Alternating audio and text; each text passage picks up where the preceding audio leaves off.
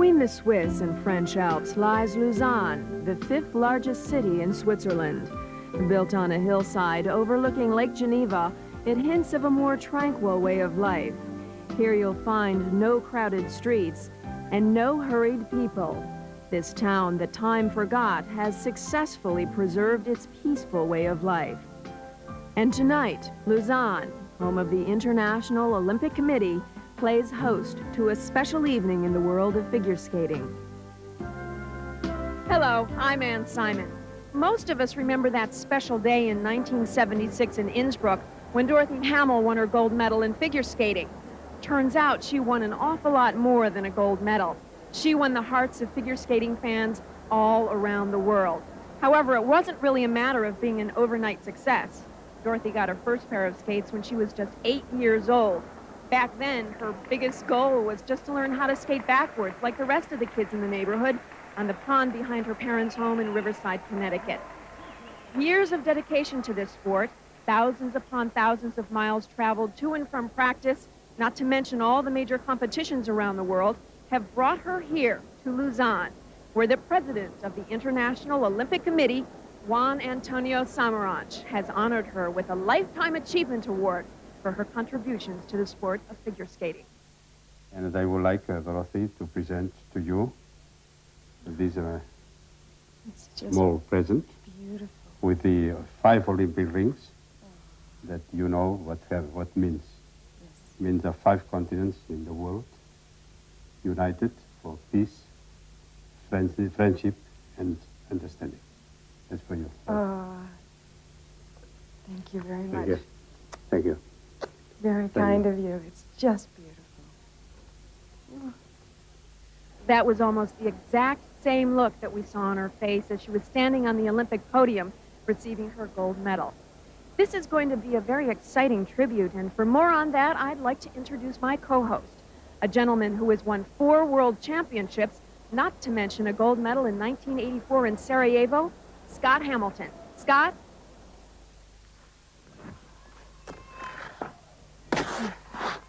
Thanks, Ann, and welcome to Lausanne. You know, this isn't the first time I've been here, but it's definitely the most special because tonight we as figure skaters have a unique opportunity to honor one of our colleagues, Dorothy Hamill. When I was coming up in the early 70s in the novice and junior ranks, Dorothy Hamill was a major force in the world of international figure skating. And in 1976, when she won her Olympic gold medal and went on to a professional career, she showed us all what the meaning of success was. Well, tonight, some of her friends have gathered, and we're all here to pay tribute to Dorothy Hamill. Friends like Robin Cousins, a dynamic skater and an Olympic gold medalist. The beautiful skating of United States and world champion, Miss Rosalynn Sumners. The very talented Miss Tiffany Chin, a newcomer on the professional scene. Judy Blumberg and Michael Seibert, possibly the finest dance team the United States ever produced.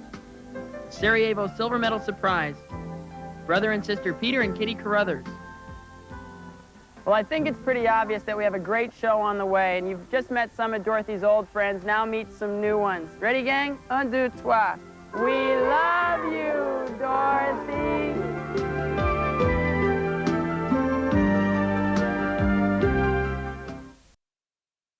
Champion, Olympic champion, Miss Dorothy Hamill.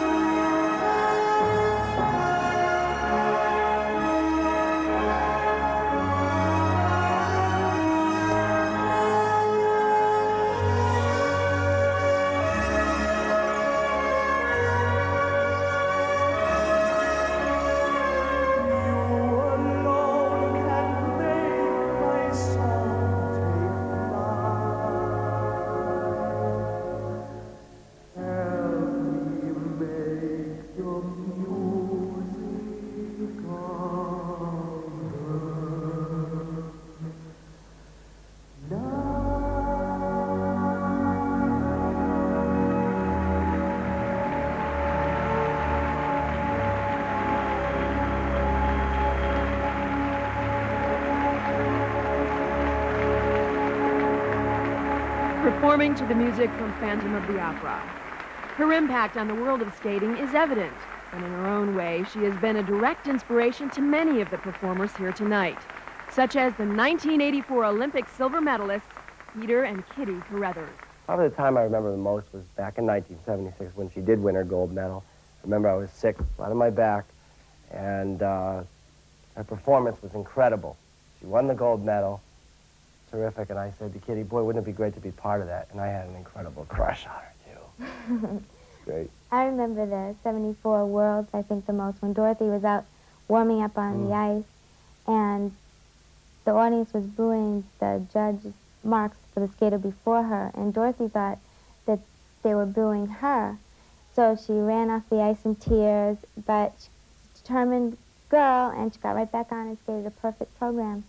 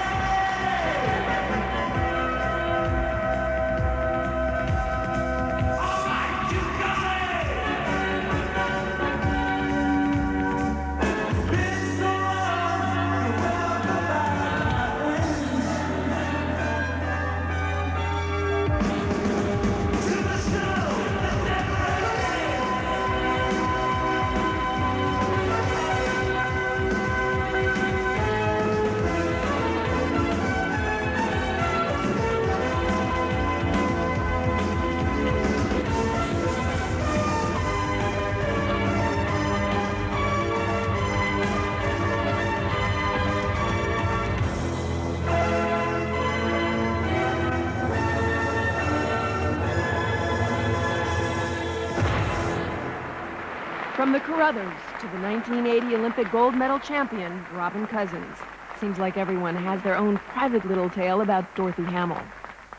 I think one of the best times and the funniest times with Dorothy was during the filming of Nutcracker. We had done all the skating and we were just sitting in our thrones playing Prince and Princess, watching the rest of the cast do their pieces. And we were given a break, and Dorothy went to get her hair and makeup fixed, and we came back. And I did a double take, and Miss Hamill in the break had taken the diamond earrings out and replaced them with a set of maybe 5 or 6 safety pins.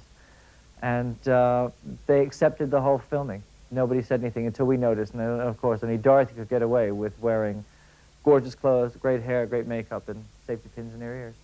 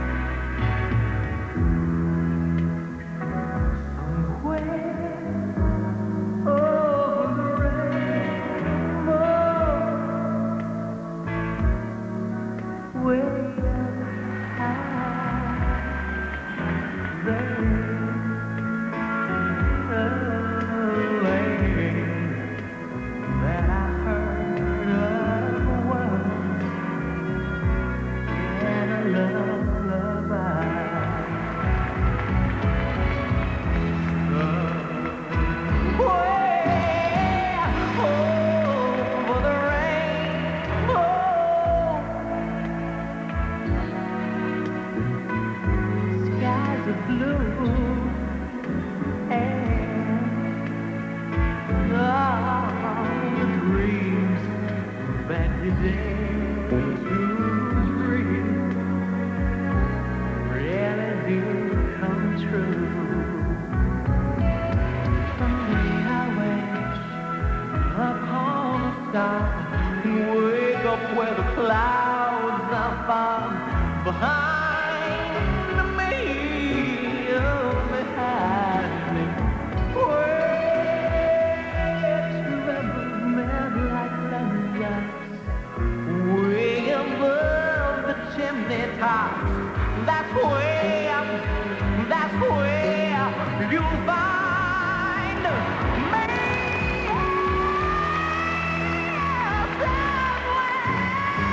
Over the rainbow.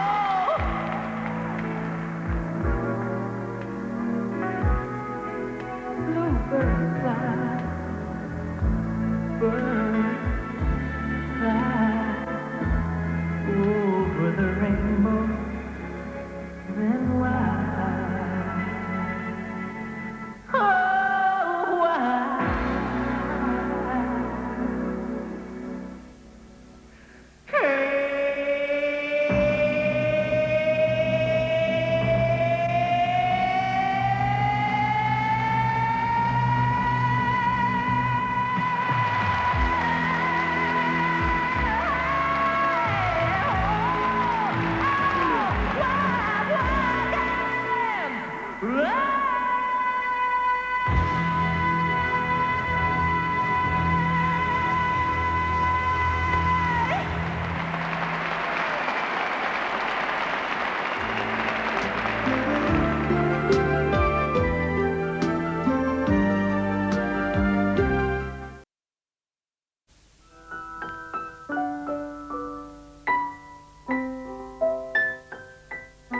Her skating odyssey began innocently enough, a sweet-faced child, eventually old enough to go off to camp. Nestled in the Adirondacks of upstate New York, Gus Lucy's skating camp would later prove to be the launching pad for Dorothy's trek towards Olympic gold. I just did it for fun. I just started skating because I loved being outside, and I loved the speed and the wind at your face and the cold air. I just loved all of that. I was always the athletic skater, you know, and then of course there was Peggy Fleming, and of course she was graceful and balletic, and I was nothing compared to that. Obviously I was only 9 years old also. And I just sort of grew up with that. In Dorothy's own words, it was the loving criticism of first coach and father figure, Gus Lucy, that spurred her on to greatness. My coach has always told me that you're not graceful and you don't point your toes, and so I decided, all right, if I'm not graceful, then I'll try and jump higher and spin faster than the rest of the girls. It's not when you're 8 years old you think, I'm going to be an Olympic champion one day. At least for me, it wasn't like that. But it was a dream. It became a dream. This is the United States National Senior Ladies Trophy, and I won it last year and the year before. Before me, Peggy Fleming and Janet Lynn, probably two of the world's best skaters ever. They both won it for 5 years. I hope I can win it again this year and try for a medal at the World Championships and Olympics. I was sitting on my cot in the Olympic Village, and I had a stack of telegrams about this high. And I started opening them, and I read the first one, and I didn't recognize the name on it. I thought, who could this be from? These were from complete strangers. And that was when I realized that it's not just my neck on the line, it's all of these people who are rooting for me as an American. And all of America fell instantly in love with the little girl from Connecticut who wanted to learn to skate backwards. There were so many admirers, but it was one special person who won her heart. He was the son of a famous entertainer, Dean Martin. But the storybook romance and marriage ended in divorce, and tragedy would befall Lieutenant Dean Paul Martin of the California Air National Guard. This past year, he lost his life while on a routine training mission. It was a very tragic thing. you know, there's a great loss there. It was a big part of my life, but I guess, you know, what happened, happened, and that would have been the way that Dean would have chosen to go. And I still keep in touch with his family, and we'll probably all meet together one day. With the old wound starting to heal, it's a chance for Dorothy to begin again. Newlywed to sports medicine physician Kenneth Forsythe, who is based on the West Coast, Dorothy and Ken spend a great deal of time crisscrossing the country from California to Connecticut, trying to find time to spend together. For Dorothy and Ken, the times to reminisce and share old stories are too few and ever so precious. But what are their hopes and dreams for the future? I think we both like to start a family soon. And spend more time together. And, by the way, soon. Wait a minute. No, we're not announcing anything yet.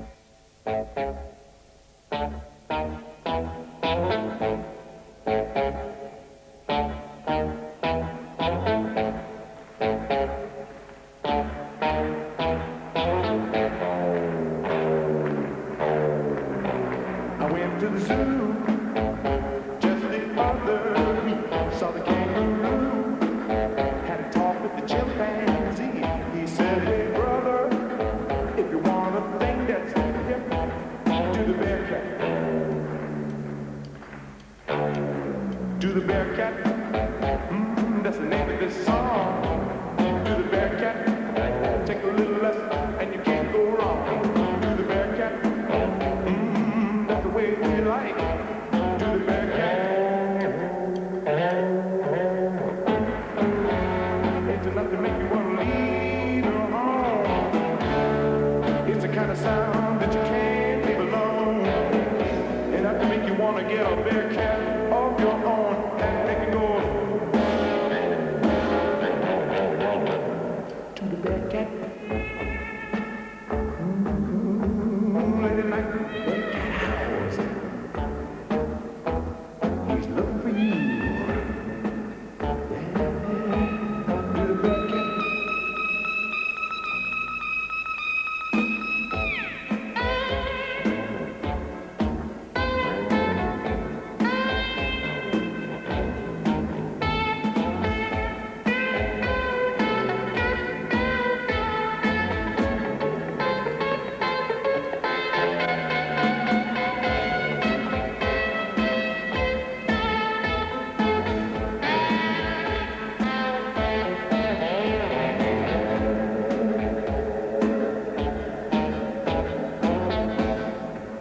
George Washington.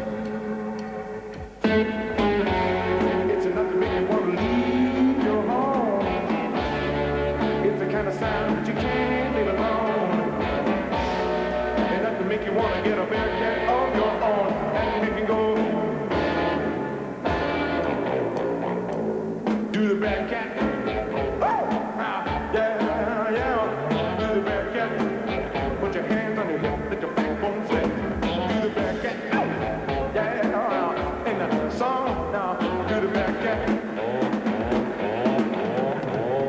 Do the bear cat. Give it up. Yeah. Do the bear cat. Give it up.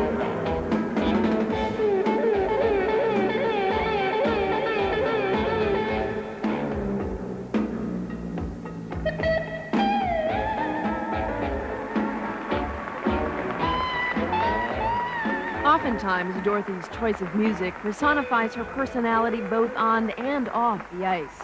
But to those who travel with her, well, there's a side that's very seldom told. Well, we have what we call the bitch box. And every time we come off the ice complaining about the ice, the music, the lights, anything, we put in a quarter. And what happened was we got to Montana, and there was a Down syndrome boy waiting at the end of the ice on the finale for Dorothy. He wanted to give her flowers. And she went to him, and he told her how much he enjoyed the show and how much he loved her. And she came back into the dressing room, and she burst into tears, and she said, you know, we have nothing to complain about. We are healthy. We are happy. We love what we're doing, and we give these people joy. And it just really showed me how compassionate she is for her art and how down to earth she was. She's put it all into perspective for us.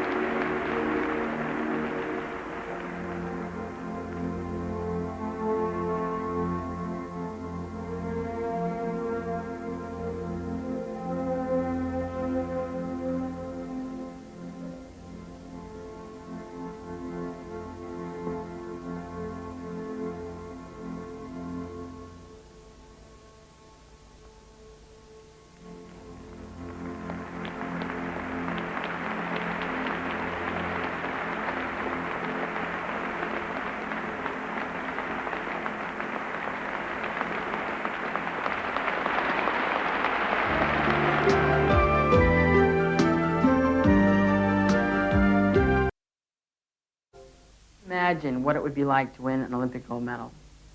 Just think about it. Sounds pretty neat, huh? Well, it is. The only problem is what happens to you after you win your Olympic gold medal. You spend all your life training as a youngster and dreaming of going to the Olympics, and then you go and then you win, and when you come back, your whole life has changed. For me, it was a very strange transition. I was 25 and I kind of knew what to expect, but for Dorothy Hamill, she was a young girl, and everybody on Madison Avenue was chasing her down. Ann Simon takes a look at our $1 million baby.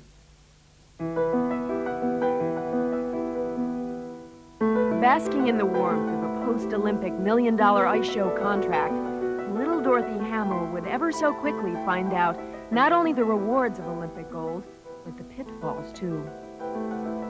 After the Olympics, after this so-called dream of a lifetime, goal of a lifetime being fulfilled, I had to go on and certainly Mary Lou Retton didn't know she was going to be a star overnight. And it's just something that happens or it doesn't.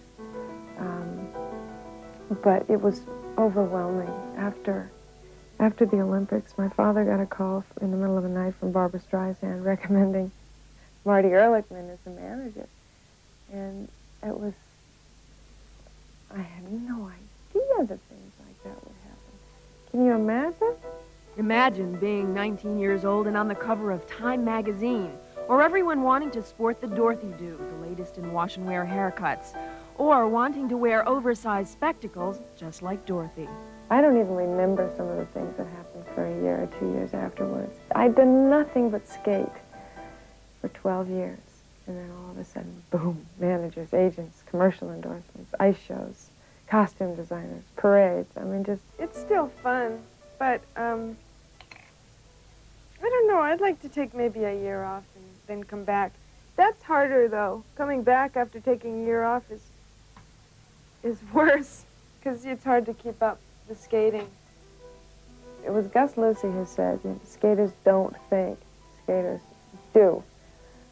Life isn't like that once you've won the gold medal.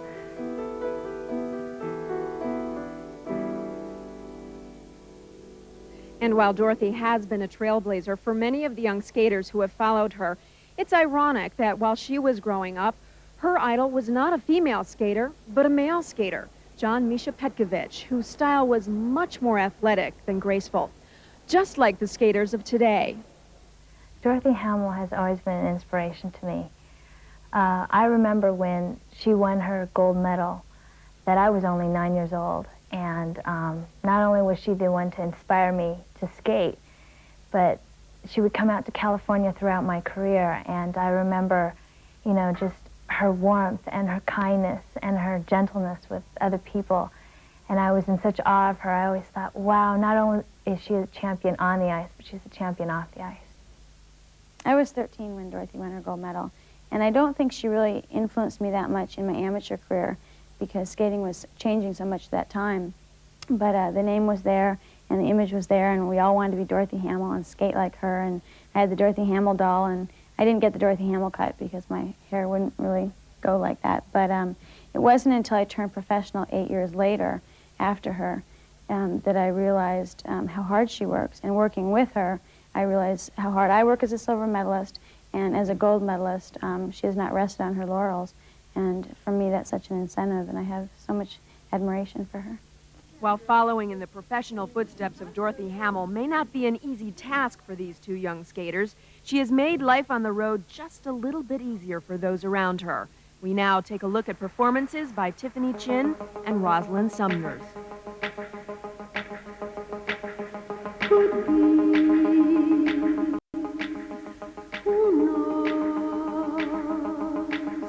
There's something new any day.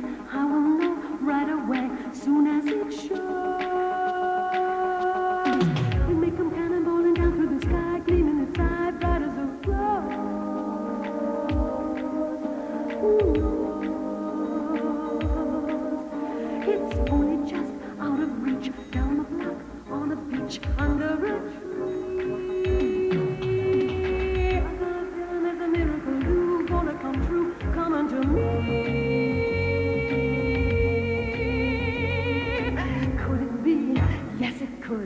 Something's coming, something good.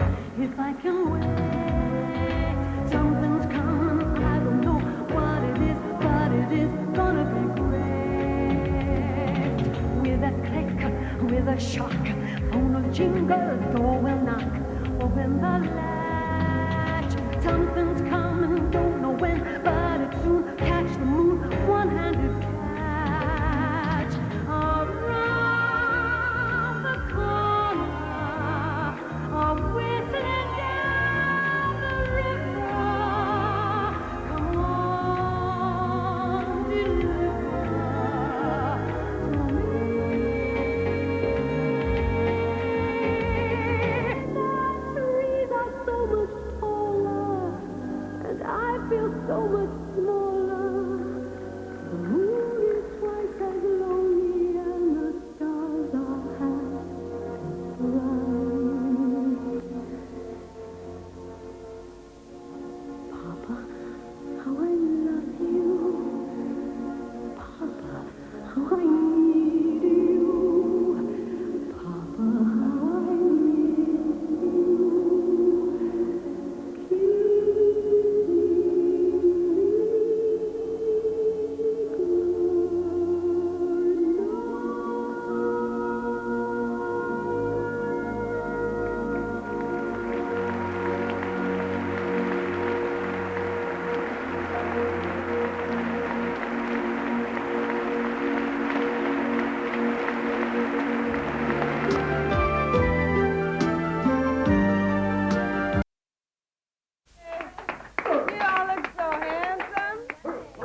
Well, all of us took all the money that you put in the bitch box lately, or the complaint fund, and we decided to do something nice with it. So this is a token of our respect, our admiration, and our love. You know, most people have to die to get a tribute like this, but I think it says a lot about you and the way that you've been. It meant a lot to all of us that you have all this happening for you, and congratulations. Thank you. That money was supposed to go for a good cause. You. Aw, thanks, everybody.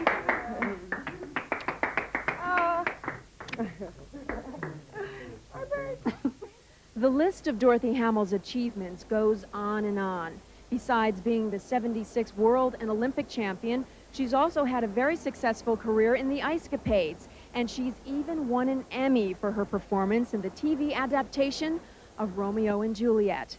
And oh yes, that little 8-year-old girl who wanted so desperately to learn how to skate backwards, well, I think it's safe to say she figured it out.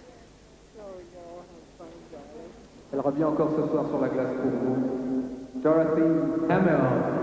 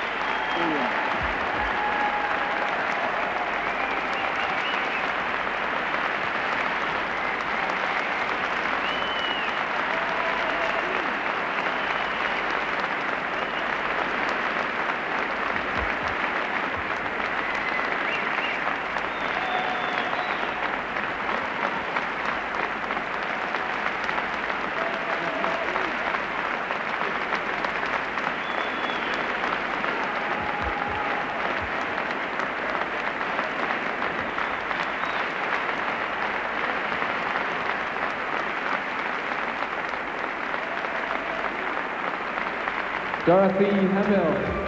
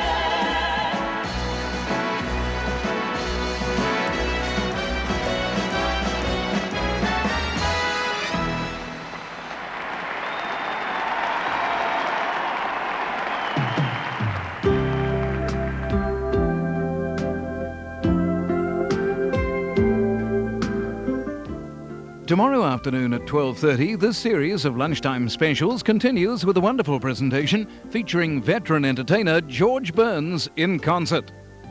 Coming up next, today's episode of Days of Our Lives.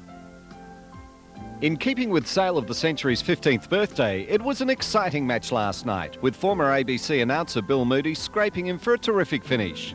See Bill put $28,000 worth on the line tonight at 7 o'clock.